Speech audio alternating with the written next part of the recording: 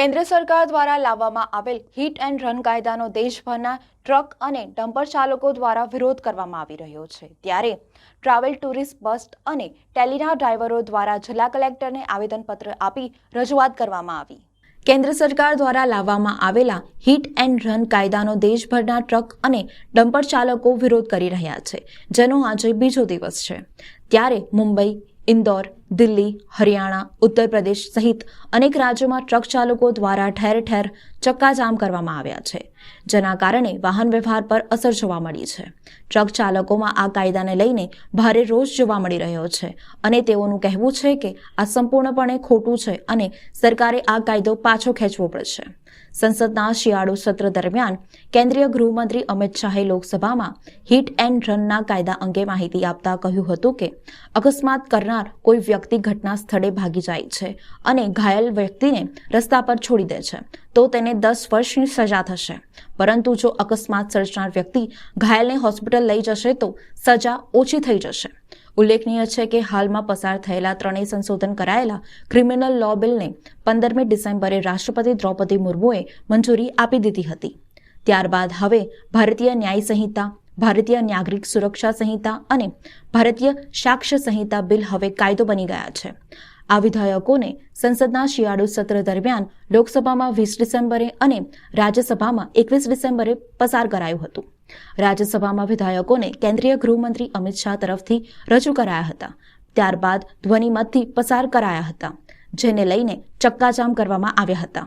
સાથે જ કાયદો પરત ખેંચવા માટે માંગ કરી હતી।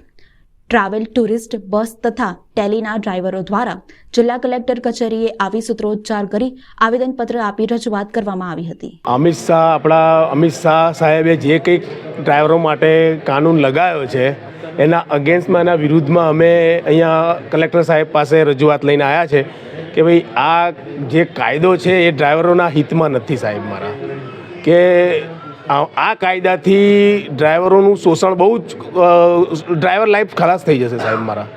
કયા પ્રકારનું શોષણ, કઈ વસ્તુને લઈને તમે? કેમ કે આમાં કલમ લગાવી છે, એમાં એક્સિડન્ટ હિટ એન્ડ રનની કલમમાં 10 વર્ષની સજા થઈને 7 લાખ રૂપિયા દંડ છે સાહેબ। હવે ડ્રાઈવર 10-12 હજાર રૂપિયા પગારમાં ક્યાંથી 10 લાખ રૂપિયા સજા ભોગવશે ને આટલી દંડ ભરશે મારા સાહેબો?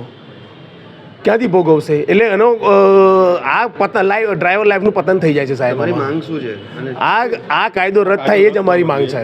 અમે કલેક્ટર ઓફિસમાં આવ્યા છે આવેદનપત્ર લઈને કે અમારી માંગ છે, ડ્રાઈવરો વિશે અમે આવ્યા છે કે ડ્રાઈવરો ટેક્સીના હોય કે ટ્રાન્સપોર્ટેશનના હોય કે ટ્રાવેલ્સના હોય, કે ડ્રાઈવરોને જે કલમ 304A જે હવે લગાવવામાં આવે છે અને ડ્રાઈવરોને જે 10 વર્ષની સજા અને 7 લાખ રૂપિયા જુર્માના અને કોઈ જામીન નથી, એના દખે અમે આ આવેદનપત્ર લઈને કલેક્ટર ઓફિસમાં આવ્યા છે કે અમારી આ રજૂઆત છે સરકારશ્રીને, કે સરકારશ્રીને રજૂઆત છે કે આ કાયદો અમલમાં આવવો જોઈએ નહીં, કેમ કે આનાથી ડ્રાઈવરનું ઘર ખોળવાય છે અને ડ્રાઈવરનું પરિવાર ખાલી ડ્રાઈવર પર જ ચાલે છે અને અહીંના ડ્રાઈવરોને ખાલી 10,000 ને 12,000 જ પગાર છે।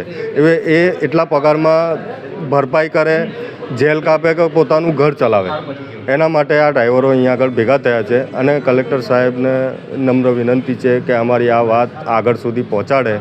અને બીજી વસ્તુ કે અમારો જે કાયદો જે પહેલાં હતો એ જ પ્રમાણે ચાલે તો ઠીક છે, બાકી અમારે તો પછી આ ગાડી લાઈન છોડવાની એ નોબત થઈ જશે કે અમારે પછી આ ગાડી લાઈન છોડી જ દેવી પડશે। કયા પ્રકારનો કાયદો કાઢેલો છે?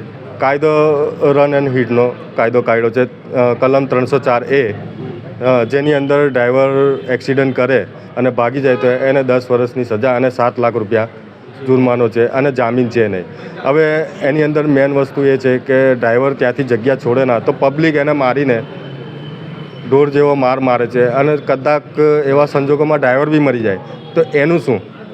એટલે ડ્રાઈવર ત્યાંથી જગ્યા છોડી દે છે। આપનું પરિચય? મારું નામ છે અબ્દુલ કાદિર સિંધી।